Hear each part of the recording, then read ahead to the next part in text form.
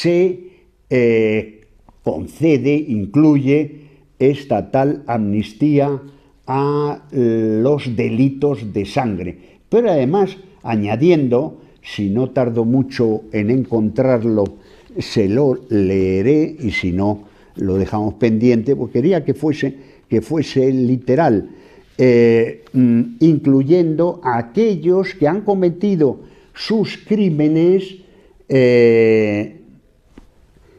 invocando la autonomía de los países, en fin, disculpen, por eso me tengo que volver a remitir, porque en esto he tenido yo la poca precaución. Lo he anotado, pero no he tenido la precaución. Si me pongo a buscar ahora entre las fotocopias y los libros, no seré capaz de leérselo detenidamente. En una palabra, es un traje a la medida hecho para ETA.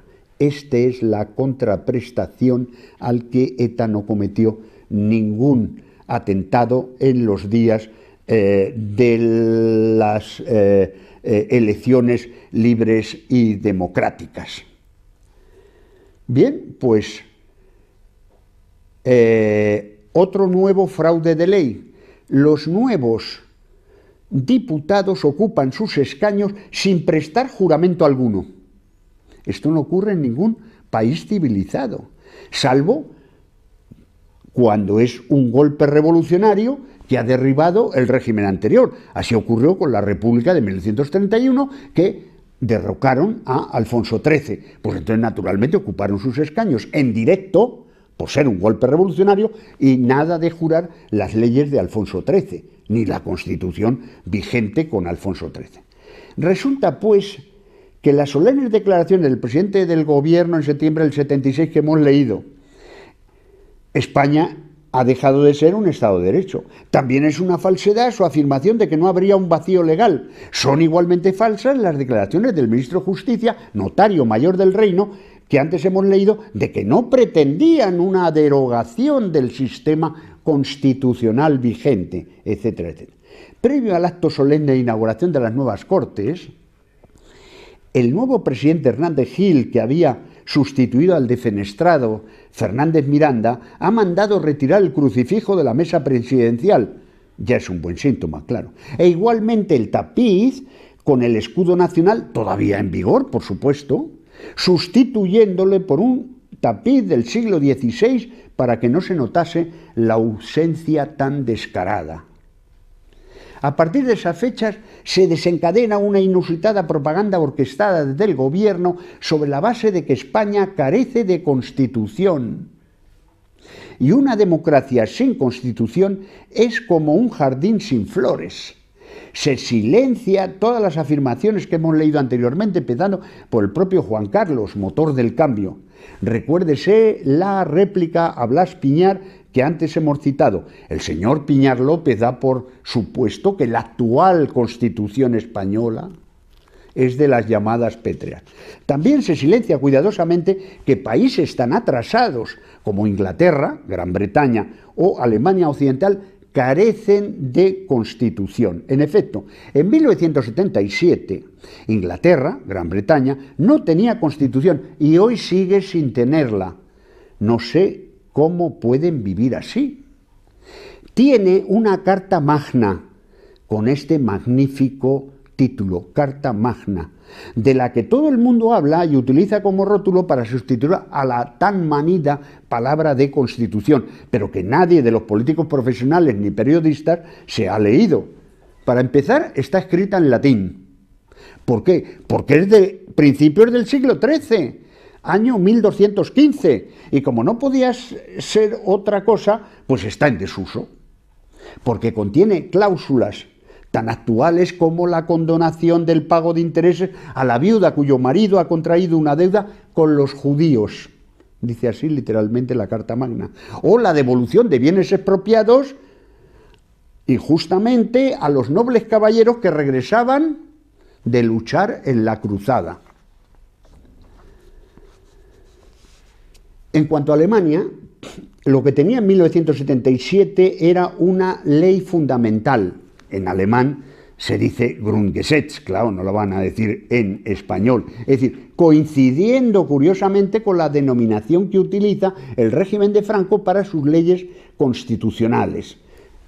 Figura el texto tanto en alemán, el original, como la traducción que yo he hecho de ese texto de la ley fundamental. Por ello, los trileros doblemente la ocultaban al público español. Sigue estando en vigor, ahora estamos hablando de la ley fundamental, después de la caída del muro de Berlín, porque se realiza la unificación. Nota a pie de página, la unificación, no la reunificación, que hay mucho despistado por ahí. Como los alemanes de derecho constitucional saben bastante más que los trileros españoles, no creyeron que mereciese la pena desmantelar el sistema jurídico existente y promulgar una nueva constitución para que sean considerados democráticos por parte de la partitocracia española. Siguiendo con el procedimiento fraudulento habitual, añadir que la Constitución actual nace contra legem, es decir, vulnerando el procedimiento normal de toda democracia parlamentaria. Las Cortes elegidas en 1977 carecían de legitimidad para elaborar una Constitución. Para ello hubiera sido necesario disolver las Cortes y convocar nuevas elecciones específicamente a Cortes constituyentes. Esto fue lo que hizo, por ejemplo, la República de 1931, porque no tenía nada que ocultar, a diferencia de las Cortes Españolas de 1977, que sí tenían mucho que ocultar. El Real Decreto 679/1977, el 15 de abril, convoca a elecciones generales a las Cortes Españolas y no a Cortes Constituyentes, para constituir una Constitución, como yo suelo recalcar a los alumnos, para que lo recuerden más fácilmente. No hay tiempo para hacer un análisis detallado de la Constitución de 1978. Necesariamente tengo que remitirme al volumen cuarto de mi obra ya citada. Solo un par de apuntes para terminar. Con la Constitución de 1978 culmina la voladura controlada del régimen de Franco. Aquí sí figuran las disposiciones derogatorias que nos ocultaron en la ley palanqueta o puente levadizo de la reforma política. Una por una se citan con todo detalle las leyes fundamentales del régimen de Franco que quedan derogadas, todas, completamente, sin salvarse ningún artículo por bueno que fuera. ¿Por qué? Porque llevaban la firma de Francisco Franco, e incluyendo la citada ley trampa de vida efímera firmada por el propio Juan Carlos, ya que una vez cumplido el fin fraudulento que se perseguía ya no sirve para nada, queda derogada y olvidada.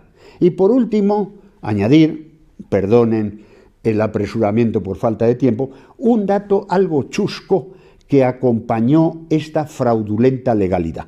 La Constitución es sancionada por Juan Carlos en el Pleno de las Cortes el 27 de diciembre de 1978, pero no se publica en el Boletín Oficial del Estado al día siguiente, como es preceptivo para que entre en vigor, sino que se deja pasar un día en blanco y se publica el 29 de diciembre. La razón, pues muy sencilla. Un astuto periodista avisó que si se publicaba la Constitución al día siguiente era la festividad de los Santos Inocentes, el 28 de diciembre, y los españoles no iban a tomar muy en serio y lo iban a considerar como una inocentada. Sin más comentar. Pues como nota a pie de página y para hablar o para recordar que el rey Juan Carlos debe tanto a Franco hasta su nombre. Oigamos, leamos lo que dice su padre, que en paz descanse, don Juan, a Pedro Sáenz Rodríguez, que era fue ministro de Franco y luego le acompañó en el autoexilio en el Estoril. Y lo publica en un libro en 1981. Pregunta Pedro Sáenz Rodríguez, ¿y cuándo empezaron a llamarle Juan Carlos? Contestación de don Juan. Eso fue Franco quien lo inventó. En casa nunca le hemos llamado Juan Carlos. Franco lo dispuso así para no confundirle conmigo.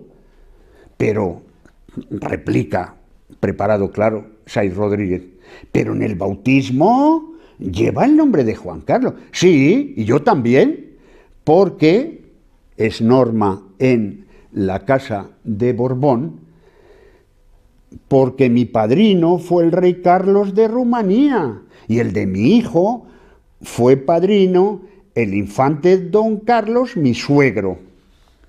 Fíjense que la denominación normal, como era claro, pues un niño a los 10 años, etcétera, que es cuando Franco le designa, no era por sus virtudes, porque con 10 años pocas virtudes tenía. Todo el mundo le llamaba Juanito.